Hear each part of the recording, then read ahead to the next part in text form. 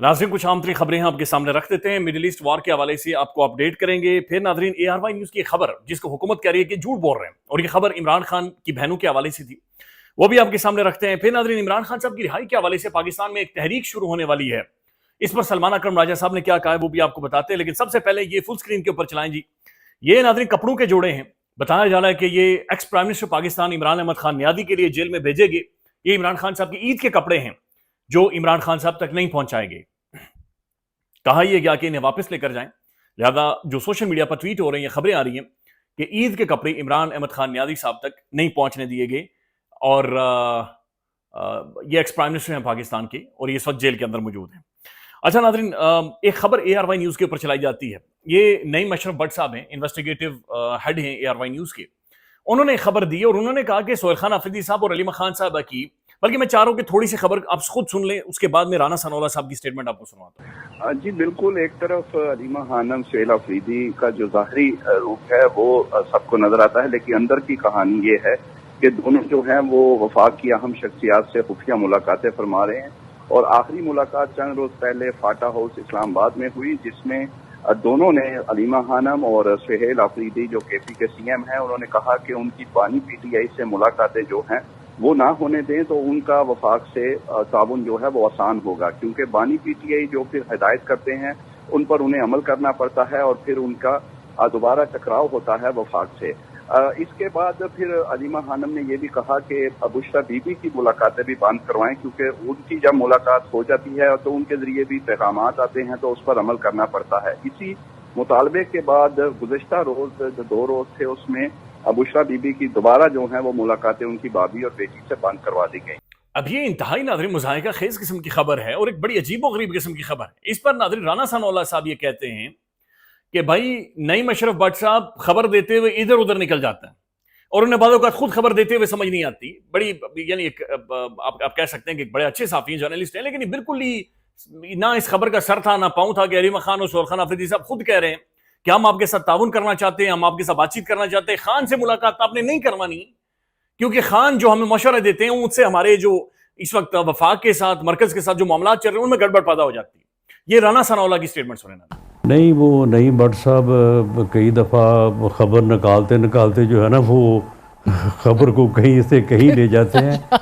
किसी हुकूमती शख्सियत से मुलाकात नहीं हुई और बिल्कुल इसमें कोई ऐसा मामला नहीं है। मामला सिर्फ ये है कि वो मुलाकात के जो रूल्स हैं, जो लॉ है, उसको वो वायलेट करते हैं। बार बार उन्होंने किया है और ये उनको मुतअद्दिद बार कहा गया, वार्न किया गया, लेकिन जब वो इस बात से फिर पीछे नहीं हटे तो उसके बाद मुलाकात पे पाबंदी लगाई गई।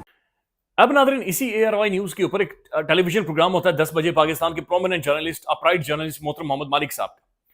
ये पंजाब गवर्नमेंट से सवालात पूछते हैं और ये 18 से 19 सवालात हैं जहाज के हवाले से, जो जहाज पंजाब गवर्नमेंट ने खरीदा है। अब नाज़रीन, चलता हुआ प्रोग्राम बंद कर दिया गया, यानी चलता हुआ प्रोग्राम मोहम्मद मालिक साहब बातचीत कर रहे हैं लेकिन बीच में प्रोग्राम को रोक दिया गया, ब्रेक पर चले गए और उसके बाद मोहतरम मोहम्मद मालिक साहब ने होम्योपैथिक से गुफ्तगू शुरू कर दी। लेकिन हैरानकुन तौर पर प्रोग्राम नाज़रीन दोबारा जाकर रिपीट होता है रात 2 बजे, लेकिन रात 2 बजे नाज़रीन वो प्रोग्राम ही नहीं चला। यानी जो प्रोग्राम रिपीट होना था 2 बजे वो चलाया ही नहीं गया मोहम्मद मालिक साहब का। तो ये मीडिया मैनेजमेंट बड़ी इंटरेस्टिंग किस्म की हमें नजर आई है कि मालिक साहब का 10 बजे वाला प्रोग्राम, पंजाब गवर्नमेंट के हवाले से सवाल पूछे जा रहे हैं, पता नहीं किधर से टेलीफोन आता है, क्या होता है, प्रोग्राम बंद हो जाता है। और फिर रात 2 बजे जिस प्रोग्राम में रिपीट होना था वो प्रोग्राम नाज़रीन रात 2 बजे तो क्या वो अभी तक दोबारा से नहीं चला, और उस प्रोग्राम के बारे में कोई इत्तला नहीं है किधर गया। मैं मुख्तसरन तेजी से आपके सामने चंद चीजें रख देता हूं कि मोहम्मद मालिक साहब ने पूछा क्या था। मोहम्मद मालिक साहब ने पूछा कि तैयारे की कीमत कितनी अदा की है, इसका फी घंटा फ्लाइट का खर्च कितना है, तैयारा नकद खरीदा है या फिर लीज पर लिया गया है, डील पर कितना कमीशन दिया गया, डील करवाने वाली कंपनी या शख्स का नाम क्या था, पेपरा रूल्स पर अमल किया गया या नहीं किया गया, खरीदारी के टेंडर कहां जारी हुए, सालाना इसकी जो मेंटेनेंस है उस पर कितना खर्च आएगा, खरीदारी से पहले काबीना से मंजूरी ली गई या नहीं ली गई, पुराने तैयारी की क्या थ्रेट रिपोर्ट जो नया तैयारा खरीदा गया है, गैर मुल्की पायलट्स रखने का कॉन्ट्रैक्ट शेयर कर दें, अपने पायलट्स की ट्रेनिंग क्यों नहीं की गई, जहाज वियना किस लिए गया था। बुनियादी सवालात थे नादरीन। 12 करोड़ का ये सूबा है, 12 करोड़ जिंदा लोग हैं नादरीन जो खर्चा देते हैं, जिनसे सूबा चलता है, पूरा मुल्क चलता है, लेकिन उनके साथ ये हुआ है। अच्छा, इसके ऊपर मैं देख रहा था अदिल राजा साहब ये कहते हैं कि असल में मोहम्मद मालिक साहब का चैनल ने खुद ही सॉफ्टवेयर अपडेट किया है, ये सुन लें। आज मोहम्मद मालिक साहब ARY पे प्रोग्राम करते हैं 10 बजे, وہ پروگرام کر رہے تھے, وہ بڑے غصے ناک تھے, وہ سوالات پوچھ رہے تھے جہاز کے جناب والا. تو پھر جناب 10:22 پہ جانے کی پروک کر کے محمد مالک صاحب کا پروگرام گیا اور اشتہار چلنا شروع ہو گیا. ہم نے کہا شاید کوئی ٹیکنیکل مسئلہ تو نہیں ہو گیا جی, محمد مالک صاحب کا پروگرام ہو گیا. پھر ہم نے کی تفتیش تھوڑی تھی تو ہمیں پتہ چلا اچانک ہی ناگزیر وجوہات کی بنا پر ان کا پروگرام کاٹ دیا. تھوڑی دیر میں وہ پروگرام واپس آیا, لیکن جب وہ واپس آیا پروگرام تو محمد مالک صاحب نے پھر جہاز کے اوپر بات نہیں کی, کیونکہ محمد مالک صاحب کا سافٹ ویئر میرے خیال ہے ان کے ادارے نے تھوڑا بہت اپڈیٹ کر دیا تھا, تو جہاز کے اوپر انہوں نے بات نہیں کی, انہوں نے اچھی باتیں کی. پھر اب ناظرین عمران خان صاحب کے حوالے سے ایک باقاعدہ سے رہائی موومنٹ عید کے بعد شروع کی جائے گی. اس حوالے سے ایک پریس کانفرنس ہوئی ہے جو کہ سلمان اکرم راجہ صاحب اور جنید اکبر خان صاحب نے کی ہے. انہوں نے کہا کہ ہم عمران خان صاحب کے لیے ایک رہائی موومنٹ شروع کرنے جا رہے ہیں, جس کی ابتدائی اعلان وزیر اعلیٰ خیبر پختونخوا سہیل خان آفریدی صاحب کر چکے ہیں آلریڈی, اور انہوں نے کہا کہ عید کے بعد باقاعدہ سے اس موومنٹ کو شروع کیا جائے گا. سلمان اکرم راجہ صاحب کو سن لیں. تو ہم انشاءاللہ عید کے فوراً بعد چند دن بعد اپنے جو مرکزی عہدیداران ہیں اس تحریک کے, اس موومنٹ کے, وفاقی سطح پہ, صوبائی سطح پہ ان کا اعلان کریں گے.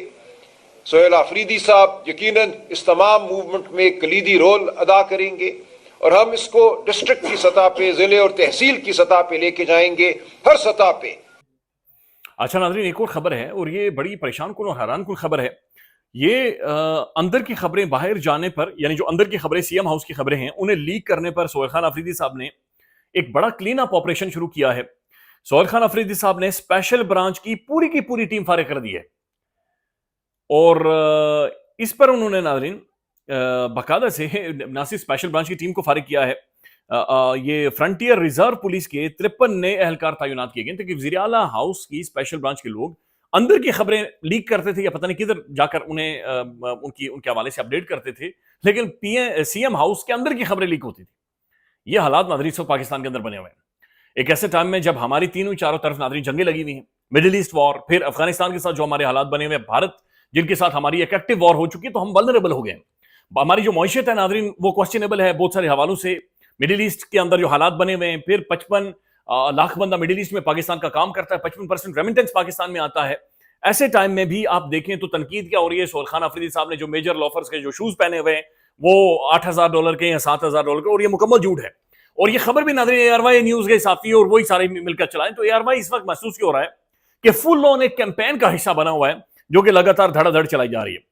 اب ناظرین مڈل ایسٹ کی طرف آتے ہیں. میں صرف چند چیزیں آپ کو سنوانا چاہتا ہوں. ڈونلڈ جے ٹرمپ ناظرین بالکل مڈل ایسٹ کے اندر وار لوز کر چکا ہے, مکمل طور پر ختم کر چکا ہے.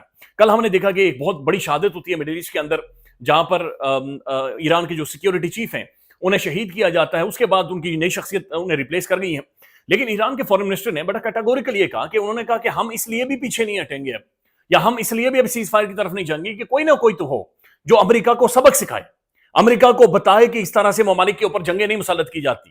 اچھا ناظرین, نیٹو یا امریکہ کے جو تمام تر اتحادی ہیں بالکل سائیڈ لائن ہو گئے. پہلی دفعہ ہم دیکھ رہے ہیں کہ ایک سپر پاور کو سنب کیا جا رہا ہے, ایک سپر پاور کو ناظرین ہیوملیٹ کیا جا رہا ہے. یہ برطانوی پارلیمنٹ کے اندر یہ کہا جا رہا ہے کہ یہ بین الاقوامی گینگسٹر ہے ٹرمپ. یہ سن لیں آپ.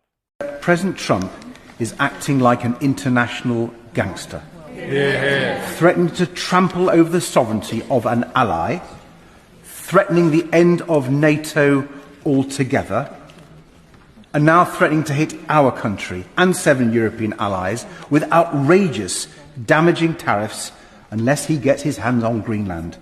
اس کے بعد ناظرین برطانوی جو پرائم منسٹر ہیں وہ بھی بڑا واضح طور پر یہ کہہ رہے ہیں کہ جو مرضی ہو جائے ہم مڈل ایسٹ کے اندر نہیں جائیں گے, ہم مڈل ایسٹ وار کے اندر کسی بھی طور پر شرکت نہیں کریں گے. یہ برطانیہ کی پی ایم کو سنیں.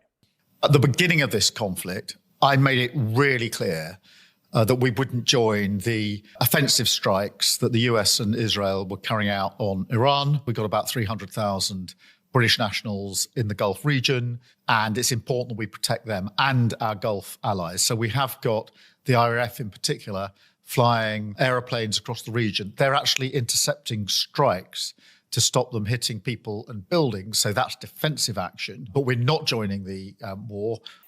اچھا, اسی طرح کی گفتگو فرانس کے جو پریزیڈنٹ ہیں مکرون, وہ بھی اسی طرح کی گفتگو کر رہے ہیں کہ ہم جنگ کا حصہ نہیں بنیں گے. یونان بھی انکار کر, پورا یورپ ناظرین خود کو سائیڈ لائن کر چکا ہے. دوسری طرف جو بین الاقوامی خبریں آ رہی ہیں وہ یہ ہیں کہ ڈیپ واٹرز میں ایران نے مائنز بچھا دی ہیں, اور اب جو بھی ویسل یا جو بھی آئل ٹینکر گزرے گا وہ ایران کی کوسٹ کے ساتھ گزرے گا, اور ایران خود ڈیسائیڈ کرے گا کس نے آگے جانا کس نے نہیں جانا. ایران کے اندر جو شہادتیں ہوئی ہیں, ٹاپ کی 40 ٹاپ پرسنالٹیز انہیں نیوٹرلائز کر دیا گیا ہے, انہیں شہید کر دیا گیا ہے. لیکن اس کے باوجود ناظرین ایران کے اندر جو رجیم ہے وہ ایک سسٹمیٹک رسپانس کر رہی ہے, یعنی سسٹمیٹکلی وہ بہیو کر رہے ہیں. میں دیکھ رہا تھا ان کے جو فارن منسٹر ہیں انہوں نے بڑا واضح طور پر یہ کہا کہ ہمارا جو نظام ہے, سسٹم ہے, وہ ایک پرسنالٹی کے اوپر یا ایک انڈیویجول کے اوپر ڈیپینڈ نہیں کرتا. یہ پورا ایک سسٹم ہے جو کہ آرگنائزڈ ہے, اس کے مختلف لیئرز ہیں.